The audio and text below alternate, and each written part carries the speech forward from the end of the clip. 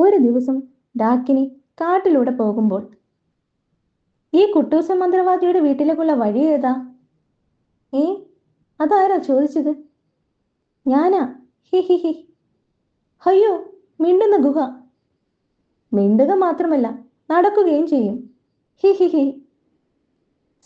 സത്യം പറ, നീ ആരാ? നടക്കാനും സംസാരിക്കാനും പറ്റുന്ന ഗുഹയാ. ആളെ വിഴുങ്ങാനും പറ്റും. ഹി ഹി ഹി ഹി. കുട്ടൂസനാ എന്നെ മന്ത്രം ചൊല്ലി വിളിച്ചത്. പക്ഷേ മന്ത്രം മാത്രമേ ചൊല്ലിയുള്ളൂ, വഴി പറഞ്ഞു തന്നില്ല.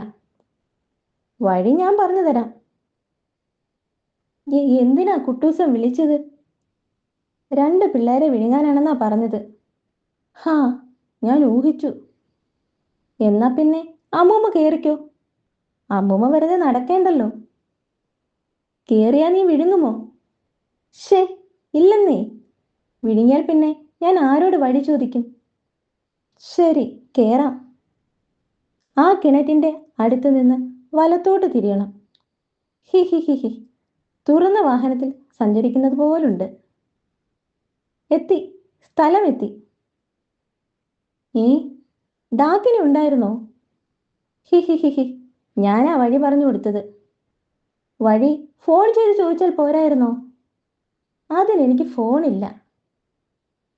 നമുക്ക് കാര്യത്തിലേക്ക് കടക്കാം.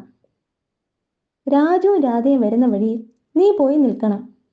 അകത്ത് കയറിയാൽ ഉടൻ നീ വായടയ്ക്കണം.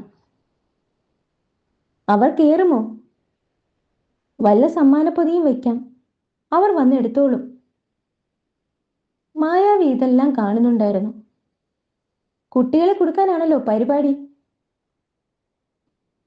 സമ്മാനപ്പൊതി റെഡിയാക്കി വെച്ചിട്ടുണ്ട്, അകത്തേക്ക് വെച്ചോ. ആ, വിഴുങ്ങിക്കളയരുത്, പറഞ്ഞേക്കാം. ഏത് സമ്മാനമോ? അല്ല, എന്നെ. ഓം ഹ്രീം, കല്ല് വലുതാവട്ടെ. അതോടെ ഗുഹയ്ക്കകത്ത് കിടന്ന ഒരു കല്ല് വലുതാവാൻ തുടങ്ങി. ഇതെന്താ? ഗുഹച്ചേട്ടൻ എന്ത് കല്ലാ വിഴുങ്ങിയത്? അയ്യോ, ഇതൊന്ന് എടുത്ത് മാറ്റണേ. എനിക്കൊരു ഐഡിയ. വായിക്കകത്ത് വെടിമരുന്നിട്ട് പൊട്ടിച്ച് പാറ പൊട്ടിച്ചാലോ? പോടാ ദ്രോഹി. അകത്ത് കയറി തള്ളി നോക്കാം. തള്ളിക്കോ, ഐലസ. അയ്യോ, കല്ല് പിന്നെ വലുതായേ. നമ്മൾ കുടുങ്ങി. ക്വാ ഖ് ഖ്.